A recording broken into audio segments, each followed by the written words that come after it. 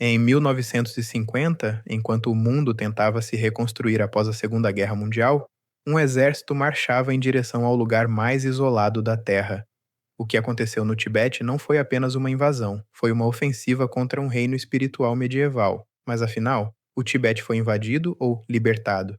É isso que vamos descobrir hoje. Se você tem interesse nessa história e nos bastidores da geopolítica e deseja acompanhar explicações detalhadas sobre conflitos pouco abordados, colabore para que esse conteúdo chegue a mais pessoas. Curta este vídeo e inscreva-se no canal. Antes da intervenção militar, o Tibete mantinha uma independência prática, gerindo sua própria administração sob a autoridade do Dalai Lama, que acumulava funções de chefe de Estado e líder espiritual. A estrutura social baseava-se em um sistema de servidão e propriedades monásticas, onde mosteiros e a nobreza detinham a posse das terras agricultáveis. Embora mantivesse relações diplomáticas limitadas e emitisse sua própria moeda e passaportes, o Estado tibetano não possuía reconhecimento formal da ONU ou das grandes potências como uma nação soberana independente da China. Em outubro de 1950, unidades do Exército de Libertação Popular cruzaram a fronteira. A ação foi fundamentada por Pequim como uma reestruturação social, mas resultou na incorporação efetiva da região ao território chinês, o que levou a comunidade internacional e as autoridades locais a definirem o ocorrido como uma violação da integridade territorial. O budismo tibetano. O budismo tibetano servia como base fundamental da sociedade do Tibete. A tradição tibetana acredita que o Dalai Lama é a reencarnação de Avalokiteshvara e que ele é a encarnação viva do Bodhisattva da compaixão. Isso significa que o Dalai Lama é considerado um ser iluminado, que escolheu permanecer no mundo para ajudar os outros a alcançar a iluminação. Ele ocupava tanto o papel de líder espiritual quanto o de chefe de Estado.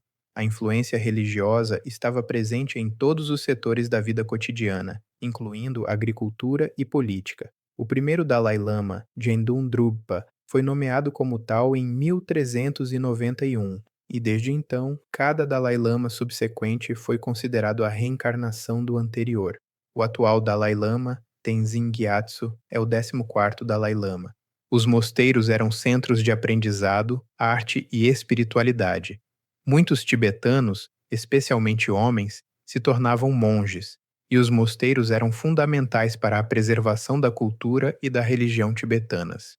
A vida diária dos tibetanos era marcada por práticas religiosas, como orações, rituais e peregrinações. A crença na reencarnação e no karma influenciava fortemente as escolhas e comportamentos. Para o tibetano comum, atacar o Dalai Lama não era apenas um ato de guerra, mas um sacrilégio espiritual. Esse fator contribui para a resiliência demonstrada pela população tibetana. Feudalismo, a estrutura social. O Tibete tinha um sistema feudal, com a nobreza e os mosteiros possuindo grandes extensões de terra. Os camponeses trabalhavam nessas terras em troca de proteção e direitos de uso.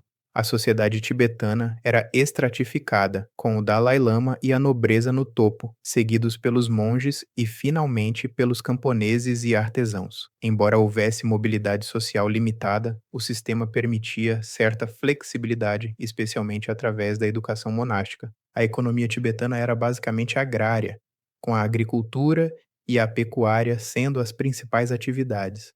O comércio era limitado devido ao isolamento geográfico.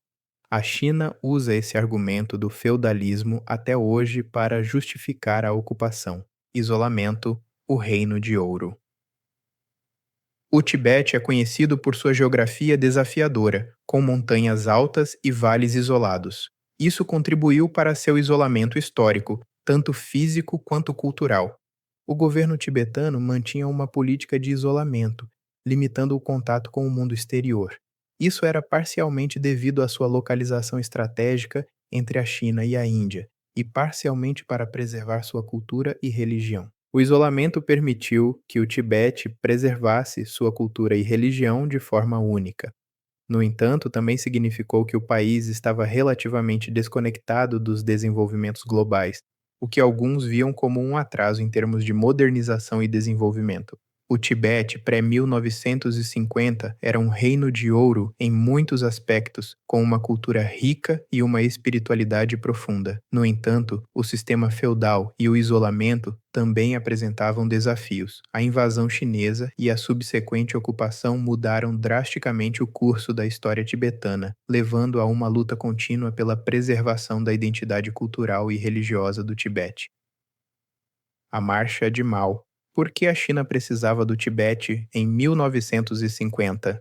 A invasão do Tibete pela China em 1950 foi um evento complexo, motivado por uma combinação de fatores estratégicos, econômicos e ideológicos. Vamos entender por que a China precisava do Tibete em 1950, especialmente em relação à Índia. O Tibete é rico em recursos minerais, incluindo cobre, ouro, lítio e outros minerais raros. A exploração desses recursos era atraente para a China, que buscava expandir sua economia e industrialização. O Tibete tem um grande potencial hidroelétrico devido às suas montanhas e rios. A construção de barragens hidrelétricas poderia fornecer energia para a China e ajudar a atender à sua crescente demanda por eletricidade. O Tibete é frequentemente chamado de Torre de Água da Ásia, devido aos seus rios, que são fontes importantes de água para várias regiões da Ásia, incluindo a China, a Índia e outros países. O controle sobre esses recursos hídricos era visto como crucial para a segurança hídrica da China. O Tibete compartilha fronteiras com a Índia, Nepal, Butão e Mianmar. Controlar o Tibete significava para a China ter uma posição estratégica na região, permitindo-lhe monitorar e influenciar os países vizinhos. A China via o Tibete como uma região tampão importante para sua segurança nacional. A presença de forças estrangeiras ou a influência de potências externas na região era vista como uma ameaça. A relação entre a China e a Índia tem sido historicamente complexa, com disputas territoriais e rivalidades geopolíticas. O controle do Tibete era parte dessa dinâmica, com a China buscando consolidar sua posição na região. Ao controlar o Tibete, a China passou a ter a vantagem do terreno elevado. Quem está no topo da montanha controla quem está embaixo. Ideologia e legitimidade. A anexação do Tibete era vista como parte do processo de unificação nacional da China, reunificando territórios que historicamente faziam parte do Império Chinês. A invasão do Tibete foi justificada pela ideologia, com a China apresentando-se como libertadora do feudalismo no Tibete. A invasão do Tibete pela China, em 1950, foi motivada por uma combinação de fatores, principalmente a importância geopolítica da região e a ideologia, com os recursos naturais tendo um papel secundário naquele momento. Se você não assistiu ao vídeo sobre Aksai Chin, recomendo que você assista logo depois desse vídeo. Em 1950, após a invasão chinesa, o Tibete tentou buscar apoio internacional para sua causa. Em novembro de 1950, o governo tibetano enviou uma delegação à ONU, liderada por Chakapa, um oficial tibetano experiente em assuntos estrangeiros. A delegação chegou à ONU em 13 de novembro de 1950. A delegação tibetana apresentou um apelo à Assembleia Geral da ONU, solicitando ajuda e apoio para o Tibete contra a agressão chinesa. Eles argumentaram que a invasão chinesa violava a soberania e a integridade territorial do Tibete. A Assembleia Geral da ONU discutiu o caso do Tibete, mas não tomou nenhuma ação concreta. A resolução final foi adiada devido à pressão da União Soviética e da China, que exerciam influência sobre a ONU. Embora a Assembleia Geral tenha discutido o caso, a resolução foi adiada e, eventualmente, não foi aprovada. A falta de ação da ONU foi atribuída à Guerra Fria e à influência das potências comunistas. Os Estados Unidos mostraram algum interesse em apoiar o Tibete, mas eventualmente decidiram não intervir diretamente devido às complexidades da Guerra Fria e à prioridade de conter a expansão comunista na Europa e na Coreia. A Índia, que havia recentemente conquistado a independência, tinha uma relação complexa com o Tibete e a China. Embora tenha dado asilo ao Dalai Lama em 1959, inicialmente tentou manter boas relações com a China. Outros países, incluindo o Reino Unido, também foram cautelosos em sua resposta, temendo antagonizar a China ou se envolver em uma disputa que poderia escalonar para um conflito maior. Bangladesh e Tibete cometeram o mesmo erro: superestimar solidariedade internacional. O Acordo de 17 pontos. Em 1951, o Tibete foi forçado a assinar o Acordo de 17 pontos, que efetivamente incorporou o Tibete à República Popular da China. Pontos principais do acordo: o Tibete reconheceu a soberania da República Popular da China sobre seu território e foi incorporado como uma região autônoma. O acordo estabelecia autonomia regional ao Tibete, permitindo ao Dalai Lama manter autoridade sobre questões internas. Também previa a introdução de reformas sociais e econômicas no Tibete, sem detalhamento específico das medidas. A China comprometeu-se a contribuir para o desenvolvimento econômico local e mencionou a necessidade de superar estruturas feudais. O acordo incluía ainda a garantia de proteção à religião budista tibetana e aos mosteiros, embora essa disposição tenha sido subsequentemente descumprida. Consequências do acordo: apesar do acordo prever autonomia, o Tibete foi perdendo gradualmente seu autogoverno à medida que o controle chinês se intensificou. Reformas sociais e econômicas foram impostas, gerando tensões que culminaram na revolta de 1959.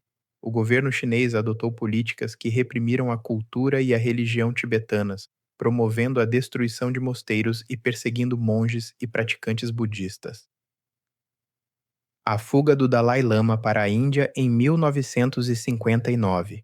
A fuga do Dalai Lama para a Índia em 1959 foi um evento dramático e histórico que marcou um ponto de inflexão na luta tibetana pela independência. Nos anos que se seguiram à invasão chinesa de 1950, as tensões entre o governo tibetano e as autoridades chinesas aumentaram. O Dalai Lama, então com 24 anos, tentou manter uma política de conciliação, mas as reformas implementadas pela China, incluindo a redistribuição de terras e a supressão da religião budista, geraram descontentamento entre os tibetanos. Em março de 1959, uma revolta eclodiu em Lhasa, a capital do Tibete, em resposta às políticas chinesas. A revolta foi brutalmente reprimida pelas forças chinesas, resultando na morte de 17 mil tibetanos. O Dalai Lama e seus assessores mais próximos começaram a planejar uma fuga para a Índia. Eles sabiam que a situação estava se tornando cada vez mais perigosa e que a presença do Dalai Lama em Lhasa estava se tornando insustentável. O Dalai Lama se disfarçou de soldado tibetano e começou a fazer preparativos para a fuga. Ele deixou o palácio de Potala, sua residência oficial. A jornada foi extremamente perigosa, com o Dalai Lama e seu grupo tendo que atravessar terrenos montanhosos e evitar patrulhas chinesas. Eles viajaram à noite e se esconderam durante o dia. Após 14 dias de viagem, o Dalai Lama e seu grupo chegaram à fronteira com a Índia. Eles foram recebidos por funcionários indianos e levados para o exílio. A batalha pela sucessão. O próximo Dalai Lama. Este talvez seja o maior ponto de tensão nos dias de hoje. O atual Dalai Lama tem 90 anos e a China já afirmou que pretende nomear seu sucessor com base em critérios políticos.